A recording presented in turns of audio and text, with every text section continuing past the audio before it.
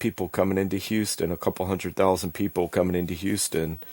And instead of trying to really entertain them, and instead of trying to really show what Houston's about, I think it was all about commerce, all about fucking how much money can we take from all these motherfuckers, or how am I going to get mine? Because if I don't get my money from these people, somebody else is going to get my money from these people. And I don't agree with that. I think that, you know, a lot of people may have left Houston feeling a little bit empty and empty-pocketed. And that's not, definitely not what Houston's about if you come down here from, you know, at any other fucking time in the world. So do we change all of our morals around to match with Super Bowl morals because that's what everyone does, right? I don't fucking agree with that. I think that we should have more people like staying with friends and family, or at least going to the outskirts of Houston to visit, you know, while they were here.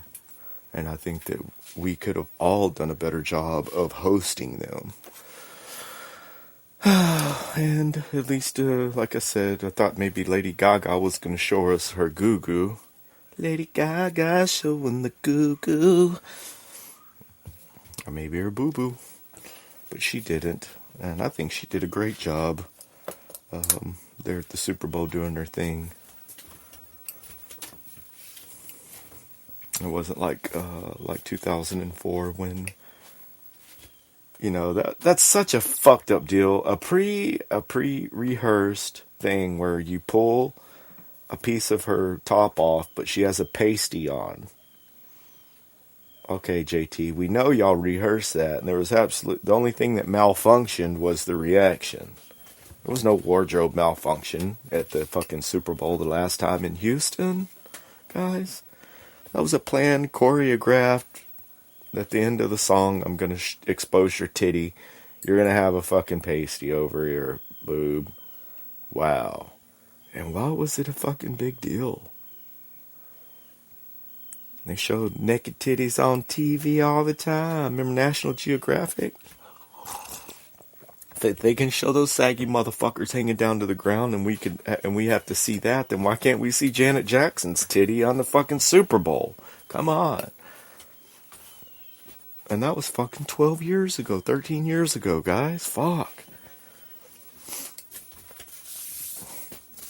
But yeah, that's all. I was a little bit disappointed that you know, that we had this big thing going on at the George R. Brown that really, fuck man, you had to be in the middle class to even afford to get into that shit. So it really wasn't made for the local Houston kids. You know what I mean?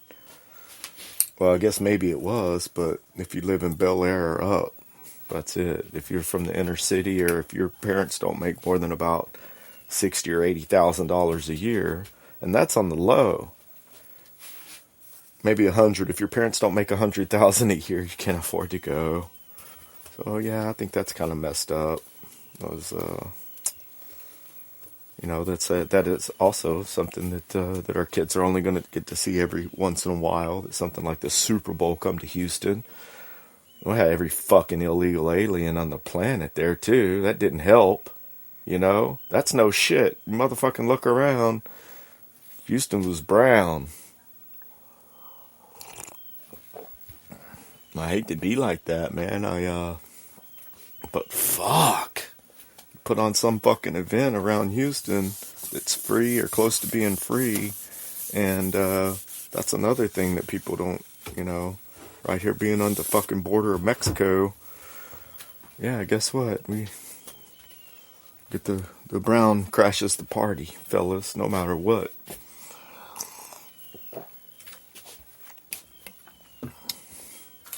Fucking A! Talk about some drag racing yesterday. That's right. We had the motherfucking Winter Nationals, baby, in Pomona, California yesterday. Man, I was excited to see motherfucking Erica Enders made it all the way through and then got knocked out, man. Got knocked out. Was it Greg? Was it Greg that knocked her out? But anyway, that was a good run for Erica. And her car's looking good. She's looking strong. Cutting that light like a champ. And they talk about cutting the fucking light like a champ. For only the second time. Or maybe Ron says the second time. ESPN says the third time. The fucking third time in his 20-year career that Ron Capps red lighted.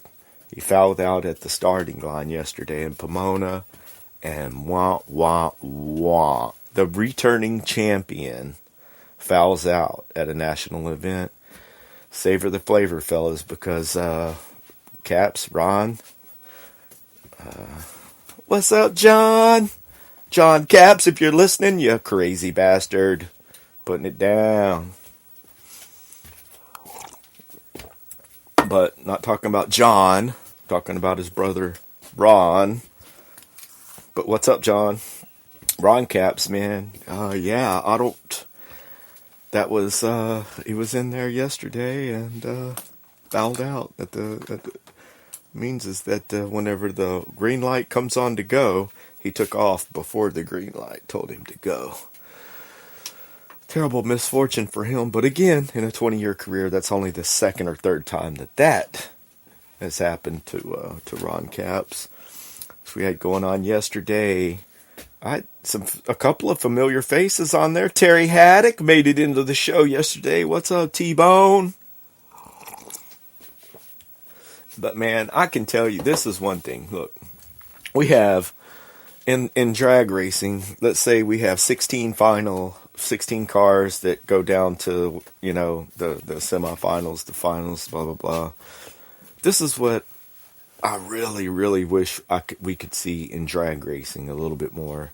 Right now, there's a fucking division of classes in money, straight up in money, in the Terry Haddocks to the John Forces, because motherfucker, you look at Terry Haddock's piece of shit ass fucking dragster out there, and I'm not talking shit, dude. We're talking a fucking $500,000 or $1 million car up against fucking Brittany Force.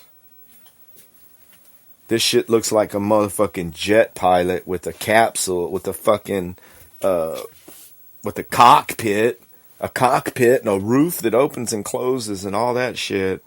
It looks like a spaceship next to, a dragster that hasn't changed much since Don Garlick's put the engine behind the seat, Engine in front of the seat. You know what I'm saying, guys. But yeah, you can definitely see money, no money. And when I say money, no money, the motherfucker that have no money can buy and sell me 10 times, right? And everybody knows that I'm the motherfucking poor little rich kid. I'm the rich little poor kid, dude. I'm definitely the rich little poor kid. You know what I'm saying? I'm fucking ghetto rich like a bitch. Ghetto rich like a motherfucking bitch. Nobody can ever take that shit away from me. You know how that works? If you do something incredible with your hands, if you have some sort of a talent, right? Then you're never going to go to bed hungry. You're going to have something to do, some way to make money, something to build, right? Some way to hustle. You'll never go hungry. Never say never. That's why I say you got to take care of those hands that build things that make you money. Take care of the voice. You got to take care of the voice too. Oh yeah. So yeah, there's definitely a big time division in classes as far as fucking Nitro Funny Cars running in the same class, Top Fuel Dragsters running in the same class, and you could definitely tell that some of them have 4 engines sitting there, a couple of chassis, everything, a new body if they need it, ready to just... And the other dude's working with this all old parts put together to make a fucking jalopy. I guess we'll just call it a dragster jalopy. And I think that they just let these people into the class because Look, it's like this. We have 16 cars, and then at the end of the qualifyings, then you have your fastest guys going up against your slowest guys, which means that the very first round of actual drag racing means that you're just bumping all the poor people out, and all of the rich people are getting another pass. They're just getting another practice lap, because there's no way that the fucking Terry Haddock's going to beat the John Force. Unless, every once in a while, look, this is the reason that these guys come in there with their fingers crossed that John Force's car is going to explode halfway down the track, and that their slow piece of shit's going to make it down the track. And I say slow piece of shit because I used to work on a slow piece of shit crew. Right? Everyone else is running 10,000 horsepower. We're running 7,000 horsepower. Because we don't want our welded together bullshit to explode in our faces trying to just get it to the line. We're the guys, the fucking car wouldn't go into reverse. We all have to run out there and push it backwards. You know, we're praying. You know, the guys like us were the ones that would fucking oil down the fucking track and piss all the rich people off. Because our piece of shit fucking nitro funny car was all held together with band-aids and fucking super glue. Now when I'm looking at that, I'm saying, that shit's not safe, man. These fucking poor people shouldn't even be out there racing. But you gotta give motherfucking A for effort. They got some balls too, dude, because it takes some balls to drive a rocket that goes 300 fucking miles an hour, held together with duct tape and bellin wire to boot. I was working on the nitro funny carts, and I was like, do we need to fucking look at the front brakes at all? Oh no. I'm like, I've been on this crew for like at least 6 months. We've never taken the front brakes apart. This is a fucking car that goes 300 miles an hour. Don't you think we should check the pads? You know, just little shit like that gets on my nerves. I had the little rich ass team owner talking shit to me because I'm polishing the car. Why are you rubbing my daddy's car? I'm like, because it's a fucking honor to make this car look clean and nice. That's why. Because I feel blessed to actually learn something from fucking with this car, you little asshole. Because not like you, my daddy's not going to just give me one of these fucking cars someday. Just to fucking fuck off. Right? And we got the new Jag in there. Oh, we just need to make passes. I just need to make passes. We just need to make more passes. I know I'm not very good, but we just need to make more passes. And then you have people in there that are fucking going in there trying to win a race so that they can buy that new motor or pick up a sponsor. Or prime example. You have J.R. Todd that's coming from a dragster into a funny car, right? And then you have someone else, Jeggy, coming in from a pro mod. All Jaggy is doing is making excuses why he's driving this fucking car all over the track and not doing worth of shit. We just need to make passes. We just need to make some more passes on the car. They have fucking J.R. Todd gets in there and drives the fuck out of that car and starts kicking some ass. And J.R. Todd says, wow, man, I'm not very good fucking, I had that bitch all over the road, man, but let me tell you something, we got it done, didn't we? So this motherfucker's not making excuses saying he needs to make passes. He's saying, I don't know how to drive this motherfucker, but I sure am having fun and we're winning. Because he's a bad little motherfucker. That's why. Fucking J.R. Todd. Shit. That motherfucker got nitro in his veins, son. And speaking of having nitro in your veins, I feel like I got a little bit of nitro in my veins today. I just needed to get on here and have a little cheap therapy session with you lovely ladies and beautiful young men out there. You know, I just want to encourage you to live your dreams, man. Wake up every single day doing something that you love to do. You know what I mean? Start out, man. If you're chugging on that company cock, if you're in a relationship you don't want to be in, if you're fucking just miserable, then you got it's right there, man. It's right fucking on the other side of that fence is your way out. There's always a creative solution out of your situation, let me tell you. Even if it just means to take 5 minutes to yourself every single day, no matter what the fuck anybody else says, and to do that, what you love to do, and see if you can harvest that talent and make it grow.